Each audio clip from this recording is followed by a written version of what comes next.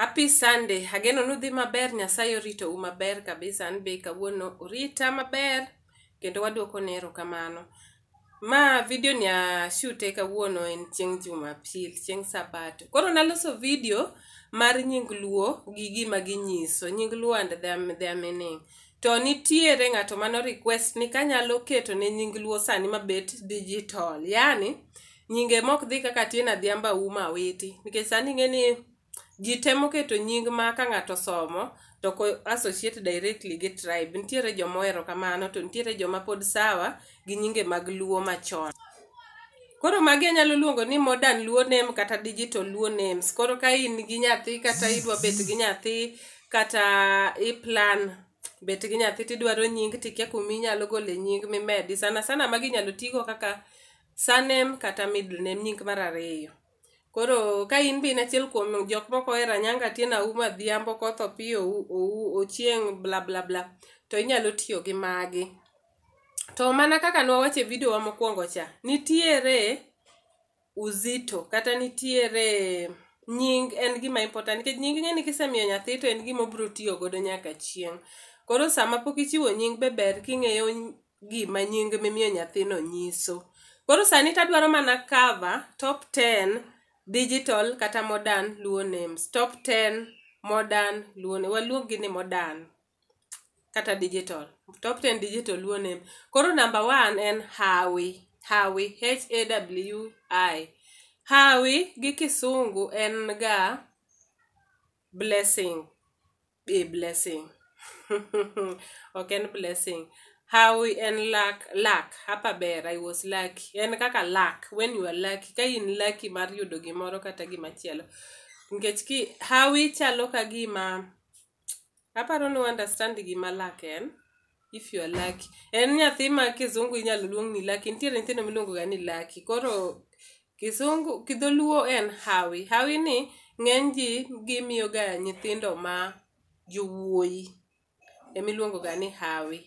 Enani koro nikech koro language be ibuinjo kiluonge ni hawi. Ok gibi wacho ni hawi kaka wato wache gi dholuo ni hawi. Koro nyithindo wete gibo luonge ni hawi. Mama hawi, baba hawi. Alafu number 2 en hera. Hera en love. Hera. Mano be en nying matinde ng'ato nyalo miyo nyathi. To inyalo kata ndike ni aheri, inyalo keto ni hera. Koro kaka mamit ni eminyalo tiyo godo. Koro hera to en unisex. Inyalo ti kode kuom jowuoyi, inyalo ti kode kuom nyiri. Lakini ng'eny ji ohero ga tiyo kode kuom nyiri. Number 3, gweth. Gweth ni to tinde en so common nikech en baraka gi Kiswahili kata blessing gi Kizungu.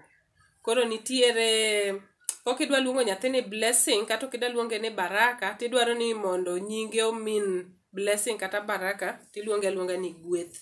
Gweth be en unisex. Inyalo luongo godo nyathi manyako kendo inyalo luongo godo nyathi mawuoyi. Ok en restricted. Then number 4, jaber. Jaber to en nying mitiyo godo kuom nyithindo manyiri, iluongo ni beautiful. To jaber ni ko isendike e buk to ko bibro bedo pronounce ni jaber. Bo bedo pronounce ni jaba.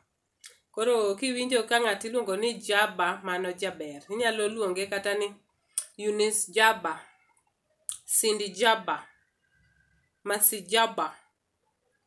Nying mane kendo manyalo paro, Christine Jaba. En nying mar middle name jaber, meaning beautiful. Koro kinyuolo nyathi tineno ka nyathino jaber, luonge ni beautiful. Luonge ni jaba, jaber. Number 5, telo. Telo means lead. A leader.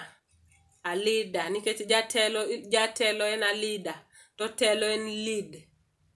Koro kidwaro ni nyathi odhi gi nying madhi kaka leader, to koro iluonge ni telo. Telo en nying mimiyo nyithindo machuo. En ok en unisex. En nying nyithindo ma jowuoyi kata boy child. Emiluongo ni ng'awa? Telo. Koro ibo luongi ni min telo gi wuon telo. Alafu number 6, amor. Amor en gi kisungu en I'm happy. To Spanish be nitiere amor. Amor Spanish means love, hera. Koro inyalo chake amor kata amor, kaka joma ntiere around gi kanyo kaka ero luonge. Jomoko bo luonge ni amor, jomoko bo luonge ni amor, jomoko bo luonge ni amor, jomoko bo luonge ni amor, jomoko bo luonge ni, but mostly ji bo luonge ni amor. Yes, amor, amor, amor, amor, I'm happy, amor. Kata sani amor, koro amor. Mano middle name mar nyathi manyako. Number 7, Mich. Mich. Mich. Mich en gift.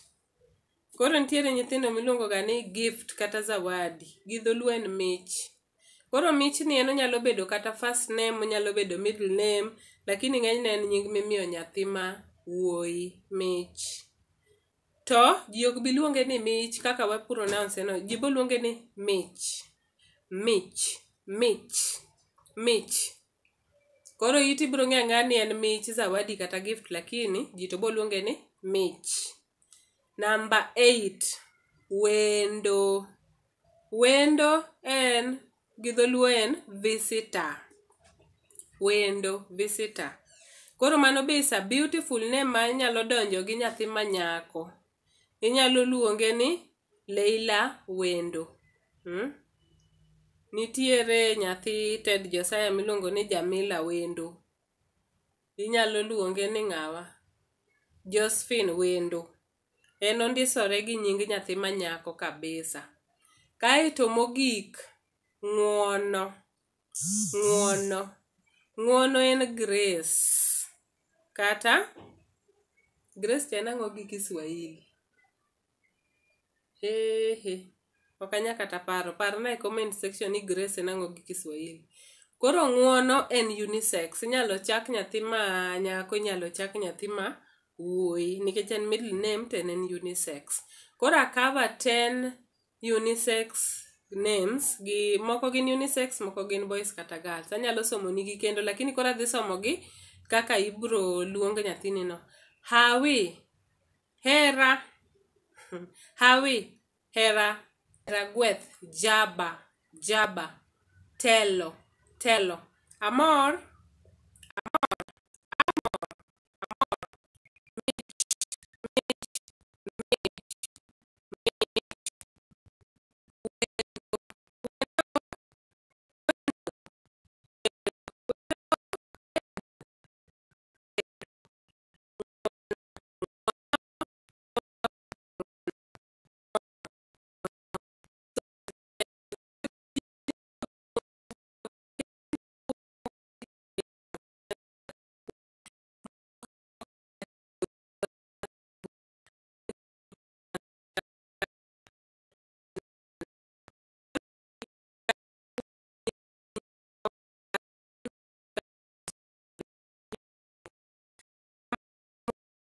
kawuono dhi ne Bernard Odhiambo. Bernard Odhiambo, erokamano. Ikwayo ni mondo walos video mar tricks ma ji tiyo godo ka kwalo ji e M-Pesa. Koro adhi timo research, kendo chieng' ma video no ready tabiro keto. Koro keta notification bell nikech you never know chieng' ma video no ibiro keti.